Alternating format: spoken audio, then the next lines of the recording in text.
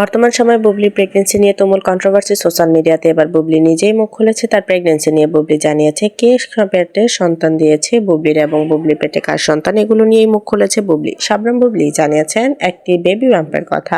Shabnam Bubly social মিডিয়াতে recently viral হয়েছে একটি বেবি বাম্প। অপু বিশ্বাস শবনম বুবলিকে হুমকি দিয়েছে এবং শাকিব খানও অস্বীকার করছে বুবলির সন্তান। তাহলে বুবলির পেটে কার বাচ্চা? বর্তমান সময়ে বুবলি জানিয়েছে যে শাকিব খানের নয় এবং কারোরই নয়। বুবলি জানিয়েছে সে আবারও একটি বিয়ে করেছে এবং গোপনে বিয়ে করেছে বুবলি। তারই সন্তান বুবলির পেটে। বুবলি জানিয়েছে সে তার দ্বিতীয় স্বামীর নাম প্রকাশ্যে আনবে না এখন, কারণ সে নিষেধ করেছে।